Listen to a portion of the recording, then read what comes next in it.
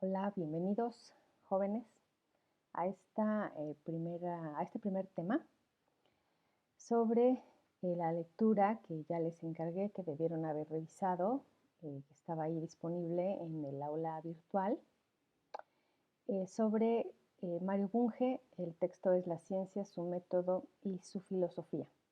Es para esta materia de fundamentos de investigación social. Entonces se supone que ustedes ya la revisaron, ya leyeron. Más o menos deben haber entendido de qué se trataba la lectura, así que vamos a tratar de explicar paso a paso cuál es el fondo, cuáles son los puntos más importantes, más relevantes de esta parte.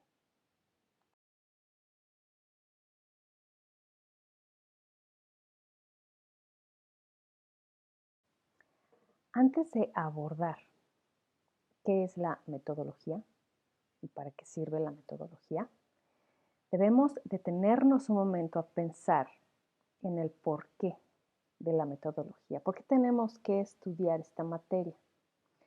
La respuesta es simple, porque la criminología es una ciencia y como tal debe tener una metodología, entre otras características para que pueda denominarse ciencia. En el semestre pasado, muchos de ustedes me dijeron, pues la criminología es una ciencia porque tiene un método, pero no es lo mismo un método que una metodología.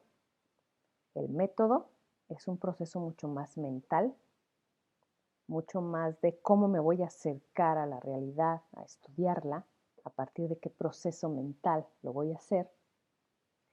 Y aparte del método están las técnicas de investigación, que son, ahí es donde está la cosa importante, porque es la forma en que se va a definir cómo es que vamos a investigar cierta realidad, cierto fenómeno social, cierto fenómeno criminológico. Entonces, la criminología es una ciencia porque tiene una metodología, ¿sí?, que es este método más las técnicas. Además, tiene un objeto de estudio, ustedes lo saben, cuál es el objeto de estudio en general, digamos, de la criminología, pues la conducta antisocial. Tiene un objetivo, ¿sí?, es que ustedes van a plantear en algún momento, el objetivo va a ser este, el objetivo va a ser aquel, pero además es racional. Pero vamos a detenernos un poquito ahí y vamos a dar un poco de marcha atrás para ver qué es una ciencia. En esta lectura, Mario Bunge nos da una definición muy clara, muy precisa respecto de qué es una ciencia. Y dice, la ciencia es un creciente cuerpo de ideas caracterizado como conocimiento racional, sistemático, exacto, verificable y por consiguiente falible. ¿Qué es eso de conocimiento racional? Lo vamos a ver un poquito más adelante, pero es donde viene implicada nuestros procesos mentales, ¿sí?, de objetividad, de raciocinio. Es sistemático porque es un cuerpo de conocimientos repetitivo, es decir, marca pautas. Es sistemático porque tiene reglas del juego, tiene una manera de operar que ustedes van a determinar en algún momento. Mi metodología va a ser A, B, C, D y voy a seguirlo al pie de la letra. Eso es ser sistemático, es seguir al pie de la letra las reglas que nosotros mismos hemos puesto para investigar cierto fenómeno criminológico. Es conocimiento exacto, es decir, no es un conocimiento de lo que me imagino que pudo haber pasado, de lo que a lo mejor es lo que está pasando. Es verdad que nosotros planteamos hipótesis provisionales que nos van a decir es probable que esté sucediendo esto, ¿sí?, pero lo más aproximado a la realidad, esa va a ser nuestra respuesta. Eso es lo que le va a dar exactitud a la ciencia. Es verificable porque la ciencia es abierta. Esto quiere decir, y lo vamos a ver también un poquito más adelante, que nosotros no vamos a esconder nuestra metodología, nosotros no vamos a esconder nuestras técnicas, nosotros no vamos a hablar en un lenguaje oscuro, impreciso y vago, con el fin de que nadie entienda qué demonios estamos haciendo. No, eso no se vale. Para que una disciplina pueda ser verificable, debe ser clara, debe ser precisa. Debemos tener bien especificado qué es lo que hicimos, en dónde, cómo, cuándo, todas esas características para que los demás científicos, los demás criminólogos puedan en un momento dado salir a campo y verificar que lo que hicimos corresponde a la realidad, que sí es verdad lo que nosotros estamos planteando, ¿sí? Entonces es verificable en esos términos y también es verificable en términos de falseación. Acuérdense muy bien que cuando vimos a Popper encontramos ahí varias características de ciertas hipótesis que pueden no ser verificables porque no son falseables, ¿sí? Por ejemplo, el creacionismo, la hipnosis, también el psicoanálisis, no es falseable, entonces no estaríamos hablando de ciencia. No se puede verificar que realmente estén diciendo la verdad, una verdad científica, por eso tiene que ser conocimiento verificable. Y falible. ¿Qué quiere decir esto? Que nos podemos equivocar, que podemos meter las patas en algún momento, que podemos tener un resultado erróneo. Sin embargo, esto también es valioso para el conocimiento científico, porque así otros investigadores que vean ese resultado erróneo van a decir, ah, ok, por aquí no me voy a ir para alcanzar una verdad científica, me voy a ir por otro camino, ¿sí? Entonces también es válido equivocarse. Es conocimiento falible en esos términos, también falible porque en algún momento dado una teoría, una hipótesis puede ser aceptada, pero pasa el tiempo y después ya no, que fue lo que le pasó, ¿se acuerdan al sistema ptolomeico de la explicación del universo que decía, no, pues la Tierra es el centro de todo y bla, bla, y sí, todos felices, y cuando llegó Copérnico le dijo, pues, ¿qué crees que no? ¿Sí? Entonces tu conocimiento científico es totalmente falible, porque yo puedo hacer una investigación y desechar la teoría que tú tenías y proponer otra y que se acepte, ¿sí? Entonces de eso va la definición que nos da Mario Bunge. Ahora, también Mario Bunge un poquito más adelante hace una división de lo que son las ciencias, y es lo que vamos a ver en la siguiente diapositiva.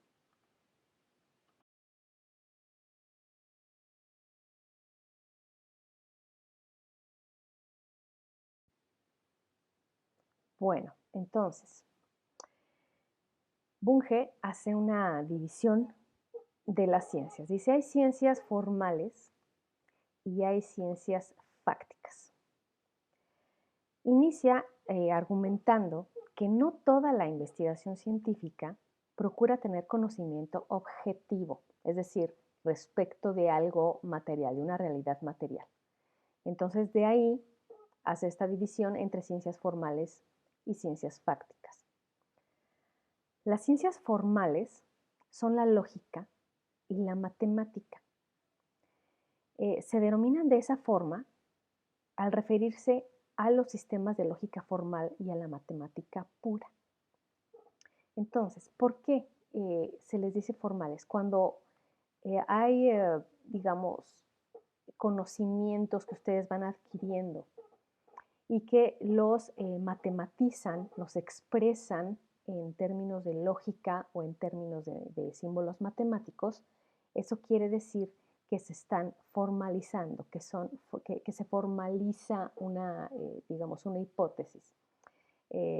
Ustedes pueden tener, no, pues mi hipótesis es que a mayor incremento de precios es mayor la probabilidad de que exista un mercado negro, ¿sí? Esa hipótesis se formaliza en términos de lógica y también en términos de símbolos matemáticos. De ahí el nombre de formalizar o ciencias formales.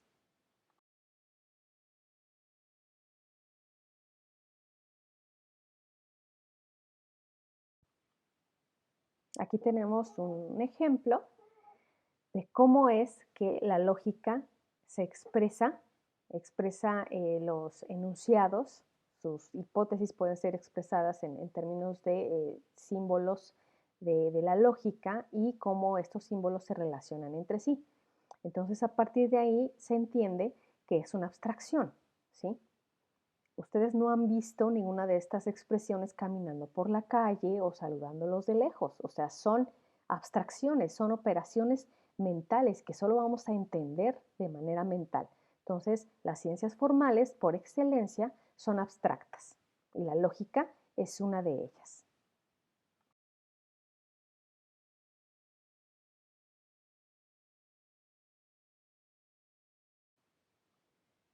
Y aquí tenemos a la matemática. Por supuesto que es otra de las ciencias formales por excelencia.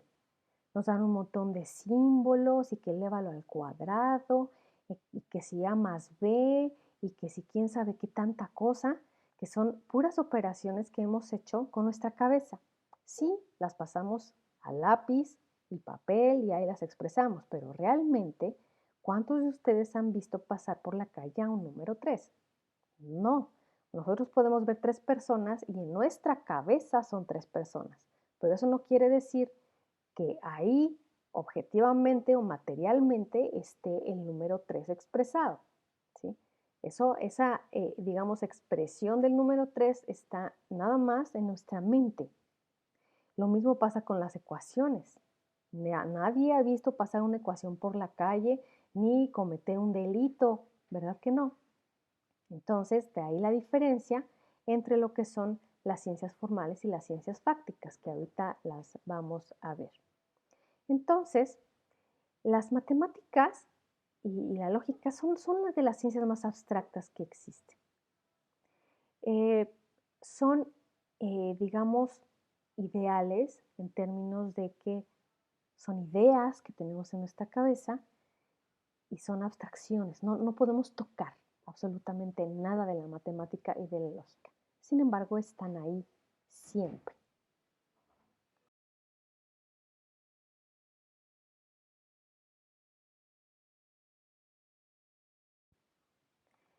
Por el otro lado tenemos a las ciencias fácticas. La diferencia básica, como creo que ya deben haber ustedes adivinado, es que las ciencias formales no se ocupan de hechos materiales ni de hechos objetivos. Las ciencias fácticas sí. Fáctico viene del latín factum, que quiere decir hechos. Entonces, si las ciencias formales son ideales, es decir, son puras ideas, son puras abstracciones, las ciencias fácticas son materiales. Las ciencias formales, por ejemplo, proponen enunciados con relaciones entre signos, como vimos en la diapositiva anterior, que si corresponde a, se relaciona con, que quién sabe qué, son signos. Pero en las ciencias fácticas nos referimos más bien a sucesos y procesos. Las ciencias fácticas pueden ser, por ejemplo, hablamos, por ejemplo, de las ciencias formales, que básicamente son lógica y matemática. Y en las ciencias fácticas, pues todas las demás, química, biología, física, sociología, ciencia política, psicología, economía, criminología, todas esas que se ocupan de hechos materiales son las ciencias fácticas.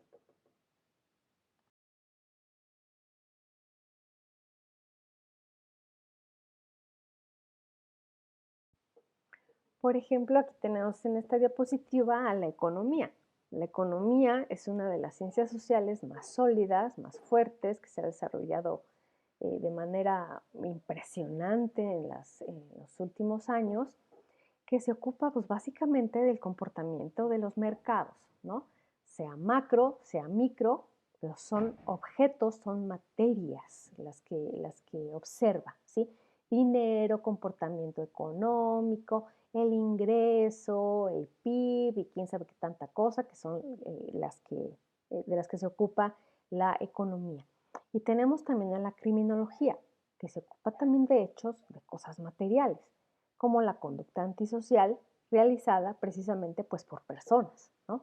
Cuando nosotros estamos observando una conducta antisocial, sea un delito, no sé, común como el robo o la violencia física, qué sé yo, todas esas son cosas materiales, son cosas que podemos observar y podemos también medir. Por eso tenemos un montón de estadísticas ahí en la Secretaría de Seguridad Pública Federal y también del Estado, también en INEGI, que nos dicen, no, pues el delito tal ha subido así o el delito tal ha bajado así, porque son materiales, son hechos, son objetos que nosotros podemos ver, podemos observar y podemos también medir.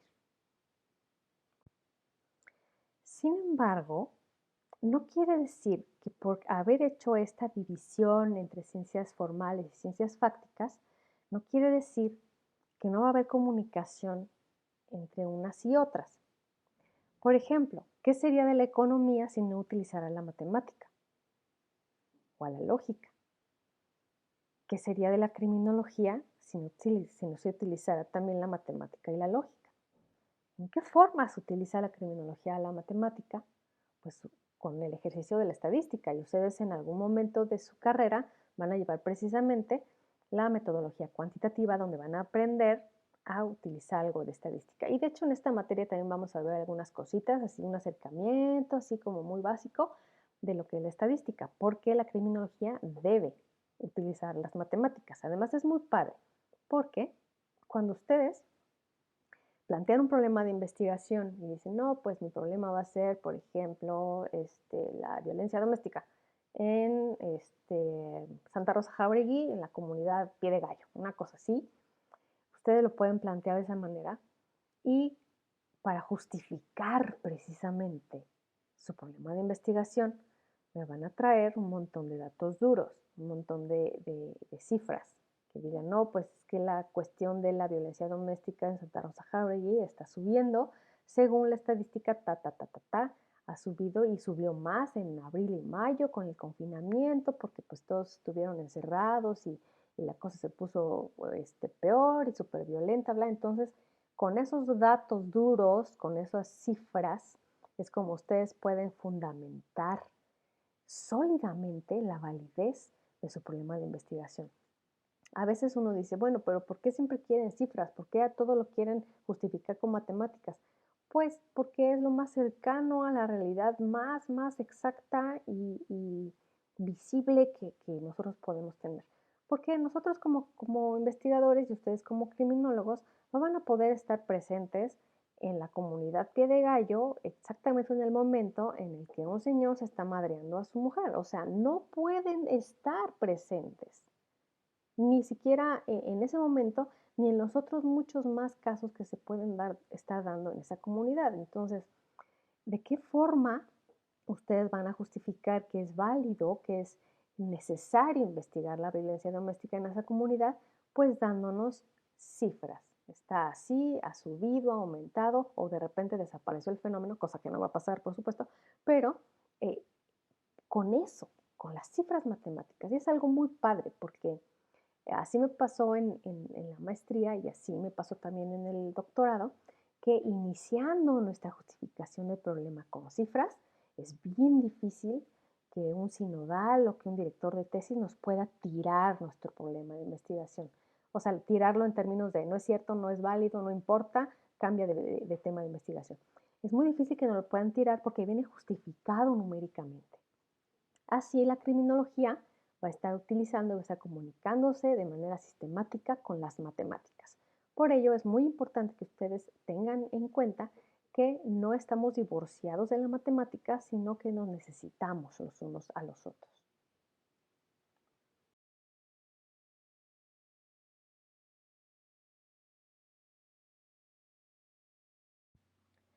Este es un cuadro comparativo. Tenemos, por un lado, algunas características de las ciencias formales versus algunas características de las ciencias fácticas. Primero, las ciencias formales son ideales. Ya habíamos mencionado un poco este concepto como de ideales en términos de que son ideas, son abstracciones, son procesos mentales que si bien podemos plasmar en papel a través de un lápiz o en un pizarrón, eso no quiere decir que ya por eso sean materiales, porque no podemos ver, como les dije, una ecuación cuadrática por ir paseando en la calle. Entonces son ideas, son abstracciones, eh, eh, lo que caracteriza principalmente a las ciencias formales. Por el lado de las ciencias fácticas, estas son materiales, es decir, hechos, lo visible, cosas que puedo yo ver, cosas que puedo hasta experimentar, cosas que puedo medir.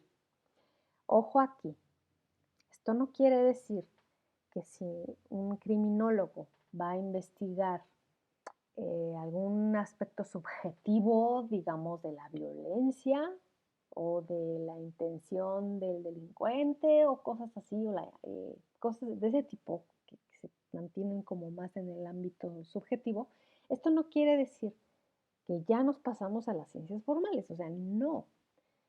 Por ser esa parte subjetiva, es importante, es estudiable, pero también es fáctica, porque la mayor parte de las veces esta subjetividad, digamos, la intención o la inclinación de una persona a tener una conducta antisocial, se vuelve un acto objetivo, ¿sí? No, pues tengo la intención de matar a mi vecino, vas y chas, ¿no? Le entierro un cuchillote. Eso ya convirtió a mi intención en un acto objetivo. Entonces la subjetividad en cierto momento se vuelve objetiva. Y digamos, si en estas discusiones andamos, también existe por ahí, si quieren luego búsquenla en Google, existe un estudio estadístico sobre el bienestar subjetivo de México, de los mexicanos. Y hay otra medida que trae INEGI que habla de no, del humor, el estado de ánimo de los tuiteros, por ejemplo. Entonces, ¿cómo medir el estado de ánimo de alguien? Pues a través de lo que dices, de lo que escribes. Entonces, estas subjetividades llega un momento en el que se transforman en actos objetivos. Por eso, en las ciencias fácticas como la criminología, tanto los hechos objetivos como los subjetivos son visibles y en cierta forma, en cierto momento, se vuelven cuantificables, se vuelven medibles. Ahora, enunciados en las ciencias formales son enunciados con relaciones entre signos y ya vimos en los ejemplos que puse en la otra diapositiva cómo es que ponen una letra, luego un como signo de más, y luego un signo de mayor que, menor que y quién sabe qué tanto, ¿verdad? Entonces las relaciones que tienen estos enunciados son entre signos y lo mismo pasa en las matemáticas. Ponen un signo de más, uno de menos, un 2 que dice elevar al cuadrado o al cubo y dividir entre, quién sabe qué tanto. Entonces, todos los enunciados que tienen la lógica y la matemática tienen relaciones entre signos, es decir, una P sola o una Q sola no significa nada si no le ponen un signo, ¿sí? Entonces, esos son los enunciados en los cuales no nos vamos a meter, no se me angustien, no se me preocupen, no nos vamos a meter a estas cosas de la lógica porque pues ya vieron eso en la prepa, ¿verdad? Creo. Bueno, en el lado de las ciencias fácticas, los enunciados se refieren a sucesos y procesos. Volviendo al ejemplo de la violencia doméstica, ustedes pueden plantear como hipótesis que la violencia doméstica tiene tiene un visible incremento en marzo y abril y mayo también, ¿no? Entonces están refiriendo a un hecho, o sea, la violencia doméstica, ahí está, un hecho, un suceso, algo que sucedió, que durante tales meses la violencia doméstica se incrementó, ¿sí?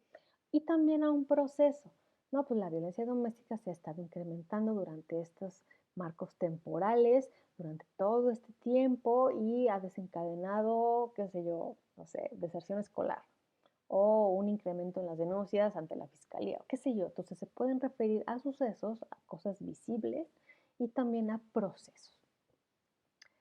Otra característica importante, las ciencias formales demuestran, prueban sus hipótesis, mientras que las ciencias fácticas verifican o en su caso pueden refutar temporalmente sus hipótesis. O sea, si verificaste tu hipótesis, va a ser temporalmente. ¿Qué quiere decir esto? Que en la lógica y en la matemática, todos los que se dedican a hacer esas cosas de lógica y esas cosas de matemática, ellos van a demostrar o van a probar sin lugar a dudas de que tal resultado es correcto, ¿sí? Esto quiere decir también que en los enunciados de las ciencias formales, las demostraciones de las ciencias formales, van a pasar la prueba del tiempo. Quiere decir que por ahí cuando andábamos en los sumerios o si quieren en la edad de piedra o cuando nacieron las matemáticas y andaban los babilonios ahí haciendo su relajo, ahí, en ese momento, 2 más 2 era 4 y ahorita 2 más 2 sigue siendo 4. En las ciencias fácticas eso no pasa de esa manera. Entonces, en las ciencias formales se demuestra o se prueba sin lugar a dudas, es irrefutable, ¿no? Casi, casi, que 2 más 2 es igual a 4. En las ciencias fácticas se verifica temporalmente, es decir, durante cierto tiempo alguna teoría o alguna hipótesis va a tener validez. Es probable, por ejemplo, que alguna teoría, como por ejemplo la famosísima del hombroso, que le daba ciertas características físicas a quienes tenían tendencias de conducta antisocial, que le decían, no, pues los ojitos los tiene así y el mentón los tiene quién sabe qué y casi casi les da las medidas y el peso. Bueno, pues llegó un momento en el que pues tal vez se verificó con 2, 3 casos, pero después tumbaron la teoría, la tiraron y la refutaron y dijeron, no, no, la verdad es que así no es la realidad, por tanto, tu teoría se refuta, solo sirvió durante un tiempo. Entonces, ustedes como criminólogos y nosotros también como investigadores de las ciencias fácticas, nosotros no vamos a llegar a decir, ya probé o ya demostré que quién sabe qué. No, no se puede decir eso. Formalmente, ustedes solo verifican o refutan una teoría o una hipótesis. Si ustedes llegan a decir, ya probé que quién sabe qué, los van a reprobar o yo los voy a reprobar por lo menos en esta materia porque ustedes no van a probar nada. Nada más van a verificar temporalmente una teoría o una hipótesis. Entonces, esto es muy importante que se tome en cuenta. Ahora, otro punto que no es tanto de diferencia entre las ciencias formales y las ciencias fácticas es la racionalidad. Por supuesto que ambas ciencias, tipo de ciencias, comparten esta característica. Las ciencias formales son racionales en términos de que proponen, por ejemplo, una ecuación tal, ¿no? Para resolver tal problema, y esa ecuación cumple con lo que la gran teoría de las ecuaciones señala. Siempre va a ser coherente con su sistema superior de teorías, tanto de lógica como de matemática pura. Y lo mismo va a pasar en las ciencias fácticas. La racionalidad debe de estar ahí presente. Por ejemplo, vamos a pensar que nosotros proponemos la hipótesis y elegimos una teoría para explicar la violencia doméstica. Digamos que la teoría es alguna teoría de las muchas que hay de tipo feminista, ¿no? Y decimos que en la comunidad Pie de Gallo hay mucha violencia doméstica o incrementó la violencia doméstica debido a las relaciones de poder y en específico al poder económico que tiene el varón sobre la mujer, porque pues como el señor es el único que trabaja, pues se siente con la libertad de llegar y madrearse a la señora, o los hijos, o a los abuelitos, a todos, ¿no? Entonces, nosotros, eso dice la teoría feminista, ¿no? No, pues las relaciones de poder son una, digamos, una causa para que se presente la violencia doméstica en algún lugar. Eso dice la gran teoría. Entonces nosotros nos vamos a pie de gallo y observamos cómo es que se da esta violencia doméstica a través de una entrevista, a través de una encuesta. Le preguntamos a la señora, oiga, ¿y usted trabaja? Y a lo mejor dice, no, pues yo no trabajo. ¿Y cómo se mantiene? Ah, bueno, pues mi marido es el que me mantiene y por eso me pega. Entonces estaríamos nosotros verificando lo que dice la teoría grande, la teoría superior. Es cierto que las relaciones de poder están ahí. Es cierto, en este caso de esta familia o de este grupo de familias, que el varón, a través de su posición de poder, de llevar el dinero a la casa, utiliza esa relación de poder para abusar de los demás integrantes de la familia. Entonces seríamos coherentes. Ahí es donde está la coherencia entre la teoría grande, el sistema de teorías, y la hipótesis que nosotros estemos proponiendo, por lo menos de manera temporal. Y es temporal porque pues pueden cambiar las cosas. A lo mejor la señora se mete a trabajar y llega y ahora ella es, ella es la que se madrea al señor. O sea, se pueden cambiar las condiciones, ¿no? O se mudan, ¿no? Se van a vivir a otro lado, huyen del señor y ya asunto resuelto. Un montón de cosas que pueden cambiar nuestra hipótesis o nuestros resultados de investigación. Por eso son temporales, pero siempre van a tener coherencia con nuestro sistema de teorías.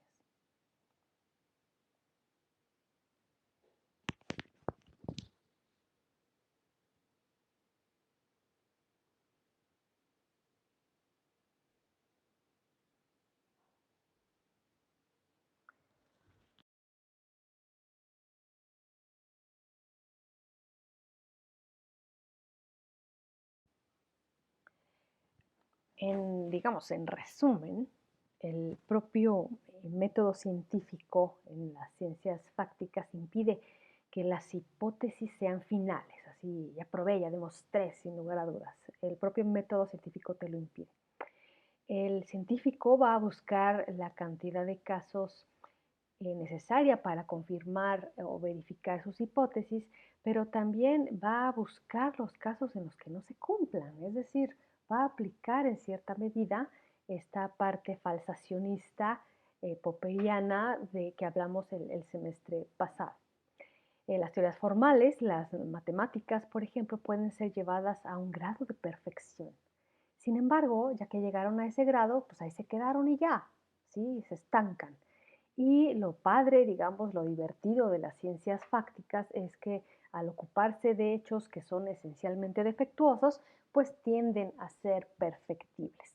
Y esto es sobre todo aplicable a lo que son las ciencias sociales, que nos enfocamos en seres humanos y sus conductas, pues obviamente son súper defectuosas, ¿no? Nuestras hipótesis y todo nuestro conocimiento, porque sabemos que la conducta del ser humano va a cambiar en algún momento.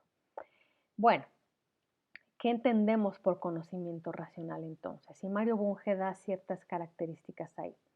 El conocimiento racional está constituido por conceptos, juicios y raciocinios. Sus ideas pueden combinarse de acuerdo con algún conjunto de reglas lógicas para producir nuevas ideas. Y las ideas no se amontonan caóticamente o cronológicamente, sino que se organizan en sistemas de ideas. Eso es lo que vamos a entender por conocimiento racional, que es producto, por supuesto, del conocimiento científico, de lo que hace la ciencia, produce conocimiento racional.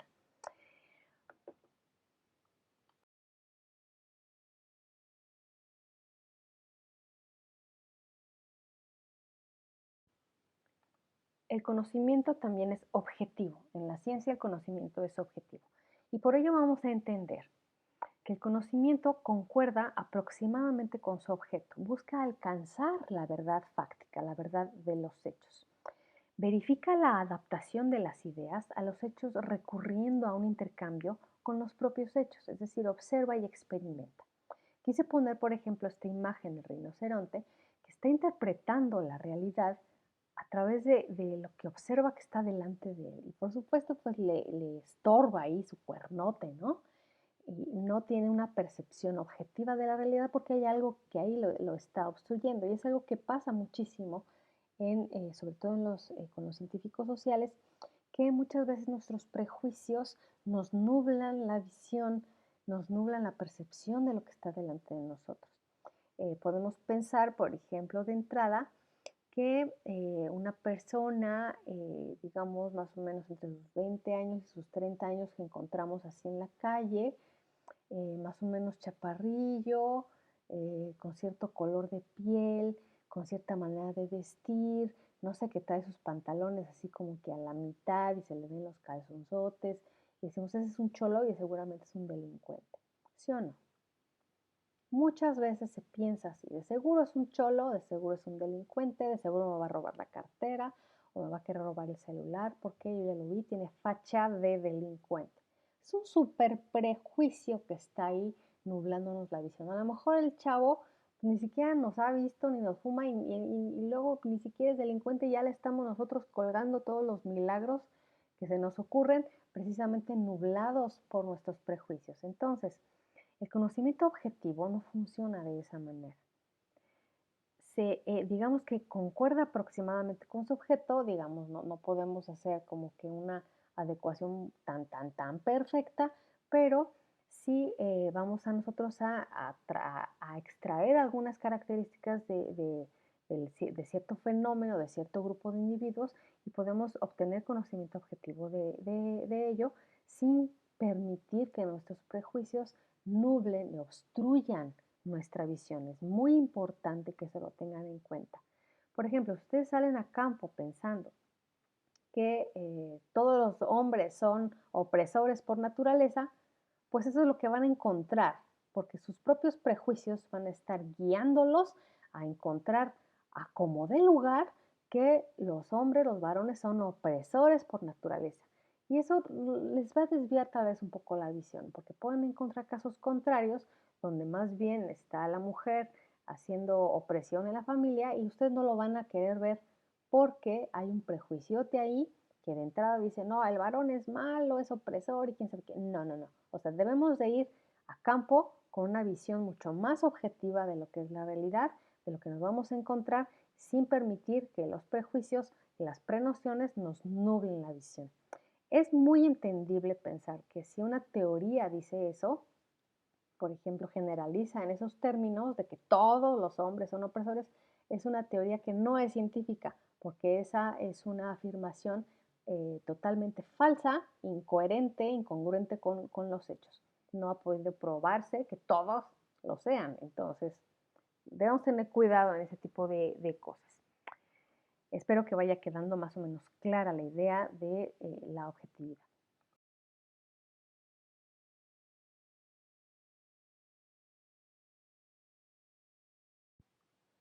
Ahora, vamos a dejar un poquito de lado a las ciencias formales, por allá, que se hagan un poquito bolas con sus signos y sus relaciones entre ellos.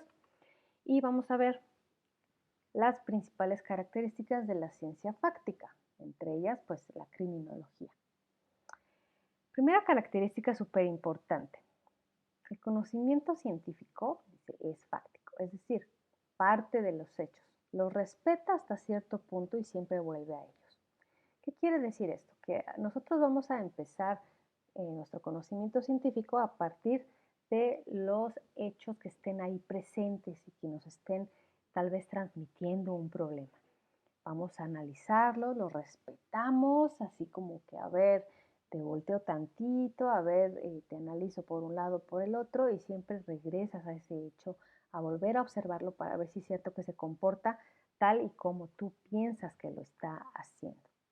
Otra característica, el conocimiento fáctico trasciende a los hechos, es decir, va un poco más allá de ellos. Puede descartarlos, ¿no? Decir, no, esto realmente lo que estaba observando no es lo que yo pensaba, lo voy a descartar. O de este conjunto de hechos que yo quiero observar en la conducta antisocial, hay unos que sí me sirven, hay unos que no me sirven, por tanto los voy a descartar, eso no lo voy a atender. También produce nuevos hechos, nuevos datos y los puede explicar. Otra característica es que la ciencia, el conocimiento fáctico, es analítico. La investigación científica aborda problemas limitados, uno por uno, y trata de descomponer el todo en sus partes. Eso quiere decir analítico.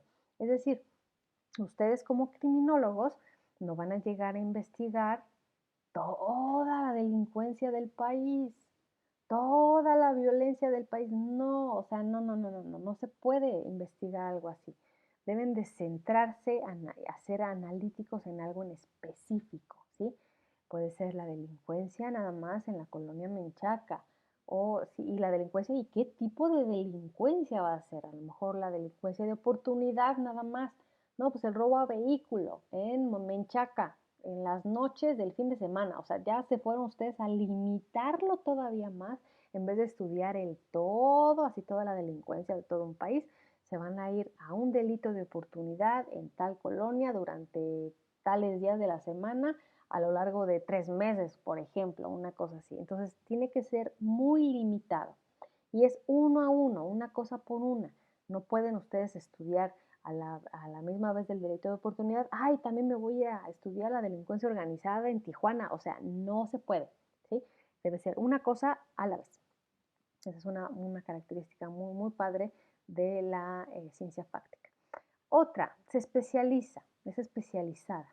Es una consecuencia, por supuesto, de este enfoque analítico, porque ustedes se van a especializar a lo mejor dentro de varios años en cierto tipo de delitos, ¿no? Hay algunos criminólogos que están súper metidos en todo lo que es la criminología actuarial, por ejemplo, ¿no?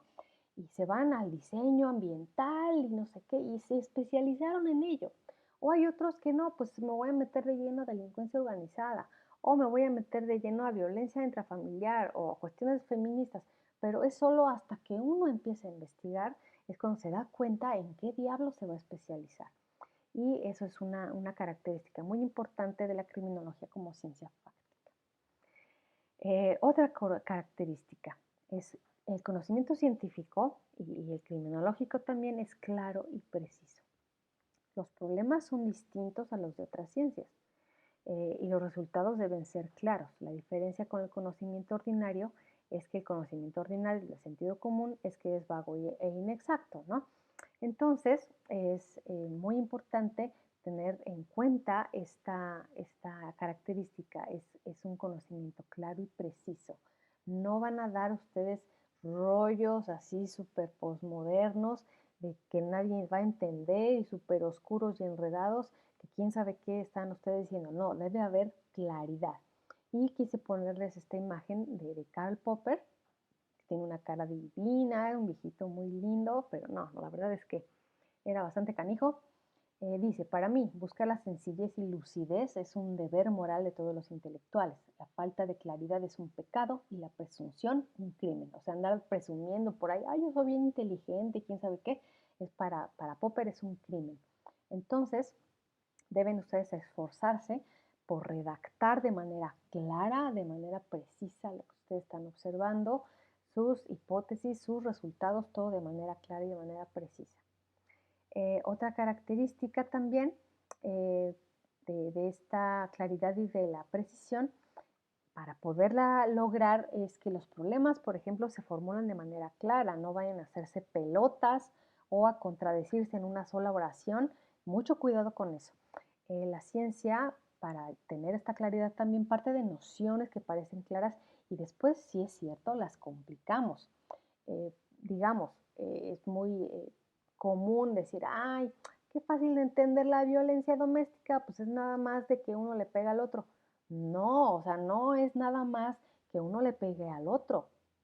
Las complicamos en la medida en que vamos a meter, por ejemplo, una teoría feminista que nos explique las relaciones de poder desde esa perspectiva. Entonces ya nos complicamos la vida. Es cierto, sí tendemos a complicarlos, pero es precisamente para poder dar una explicación. Por eso, estas nociones ya más complicadas las incluimos en un esquema teórico.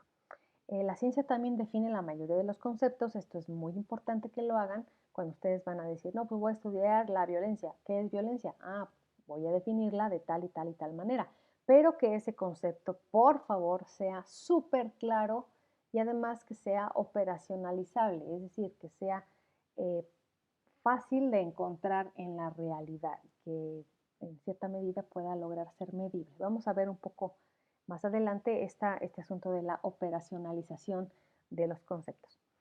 La ciencia crea lenguajes artificiales inventando símbolos, eso es una característica, y siempre procuramos medir y registrar los fenómenos. Esto nos va a dar claridad.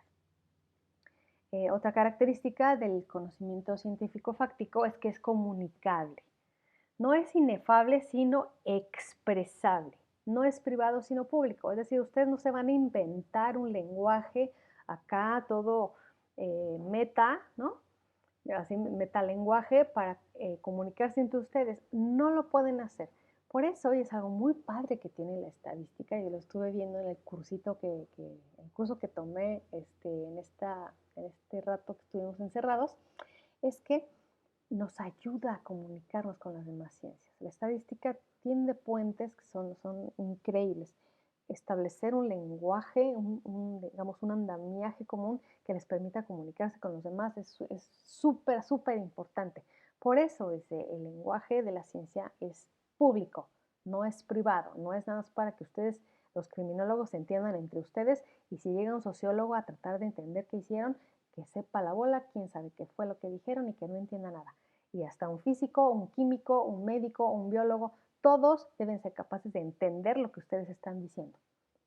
Por ello, la importancia de la comunicación, que el conocimiento científico fáctico sea comunicable.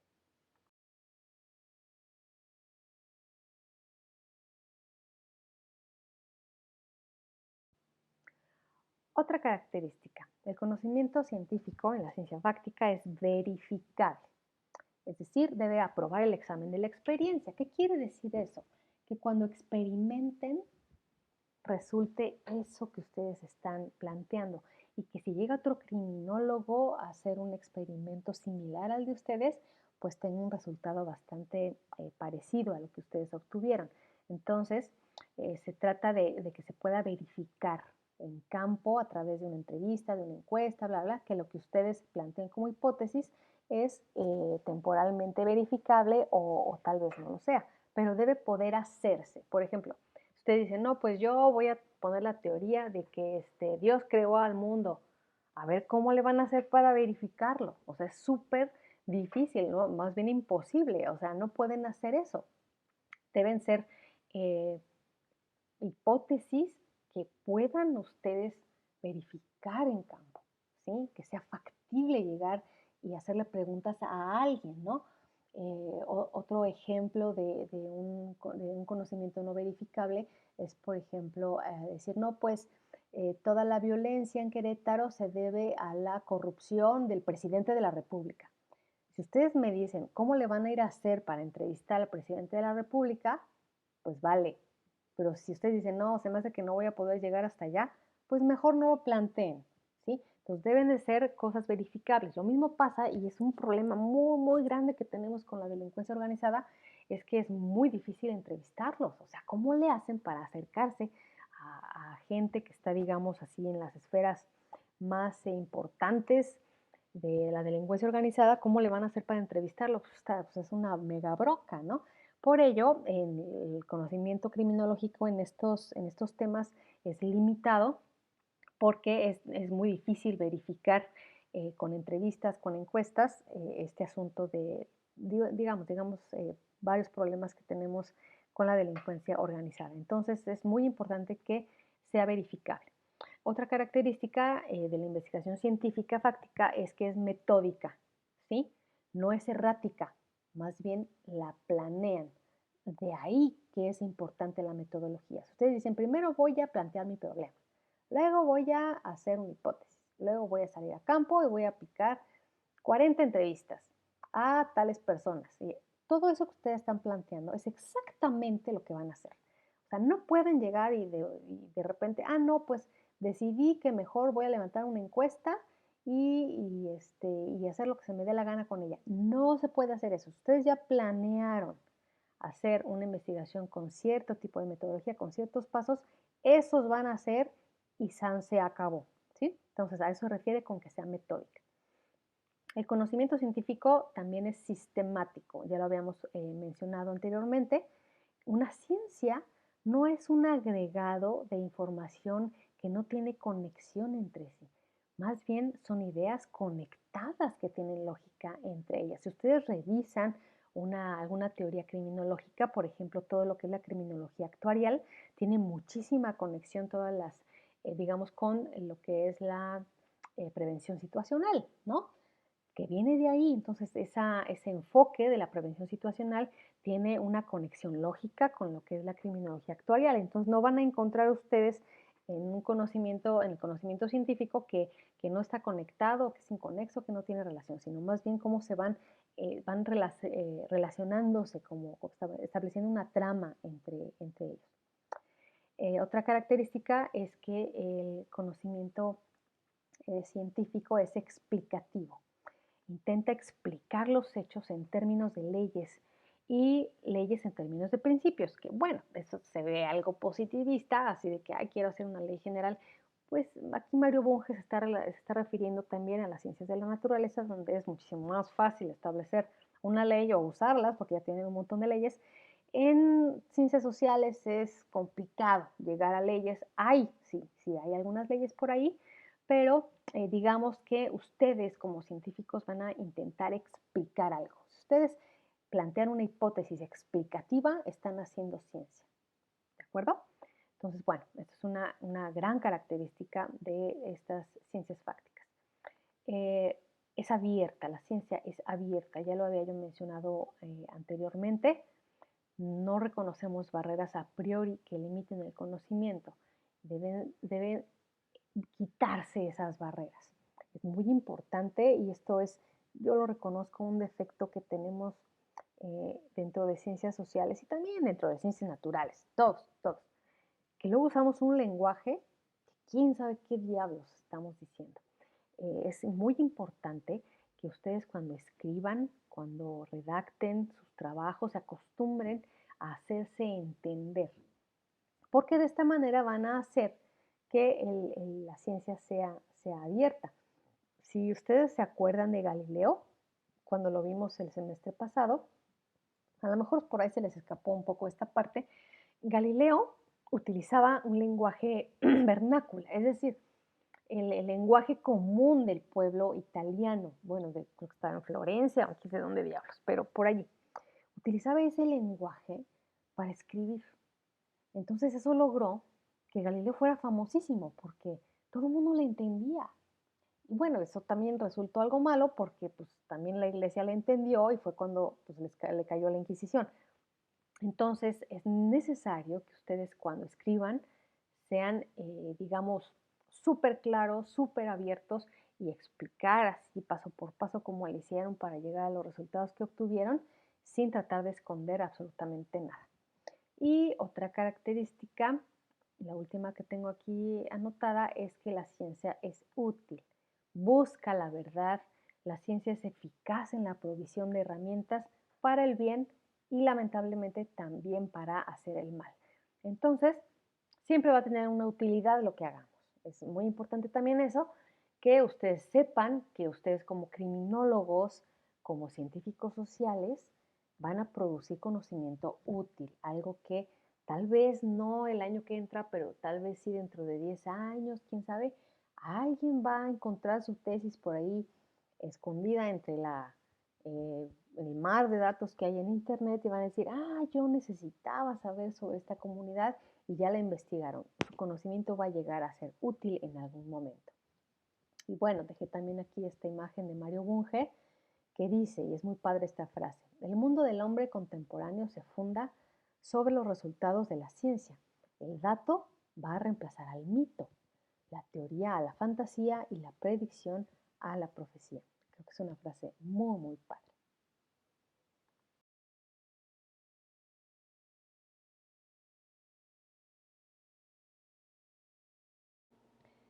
Bueno, espero que se haya entendido el tema, la importancia de lo que es la ciencia, sus principales características, por qué se define de esa manera, qué quiere decir la definición. Eso es muy importante, entender lo que una definición significa. ¿Sí? A veces nos cuesta trabajo, ha pasado mucho, que el concepto es como muy entendible, pero la definición no tanto. Entonces, espero haya servido para entender a qué nos referimos con ciencia y sobre todo esta diferencia tan importante que existe entre la ciencia formal y la ciencia fáctica, donde no vamos a entender que existe un divorcio entre una cosa y otra, ¿sí? Es una relación muy funcional, eso es padre, es valioso rescatarlo, es una relación muy funcional entre las ciencias fácticas y las ciencias formales, donde unas se necesitan a las otras, vamos. Las ciencias formales por sí mismas, pues sí tienen buenos descubrimientos, pero no llegan más allá, ¿sí? Llega un momento que son tan perfectas que no llegan a descubrir otras cosas, pero las fácticas, por su propia naturaleza, tiende a ser perfectible, a desarrollar, a crecer, ¿sí? Entonces es ahí donde nosotros estamos como científicos sociales, dentro de nuestras diversas disciplinas y sobre todo ahí están ustedes como criminólogos llevando a cabo un quehacer metodológico, sistemático, racional, con objetivos que se llama ciencia. Bueno, ¿qué es lo que toca hacer ahora? Van a tener que hacer un control de lectura, sí, un control de lectura que va a ser un cuadro sinóptico, ustedes ya saben hacerlo, no abusen del texto, no es necesario que pongan un rollo gigantesco en el cuadro sinóptico porque de eso no se trata. Tenemos que ejercitar nuestra capacidad de sintetizar, ¿sí? Entonces, van a hacer cuadro sinóptico con las principales ideas de esta parte, de esta lectura que hicieron de Mario Bunge. Y además en el aula virtual van a encontrar también un cuestionario que está ahí. No es para, o sea, sí va a contar como calificación, pero no es examen, pues lo van a poder responder varias veces porque necesito que ustedes practiquen, refuercen el conocimiento. Entonces va a ser un cuestionario de ese tipo, del tipo de cuestionario que ustedes pueden responder varias veces y revisar si tuvieron errores y si tuvieron muchos, pues volverlo a intentar para que ustedes refuercen el conocimiento obtenido. Cuídense mucho.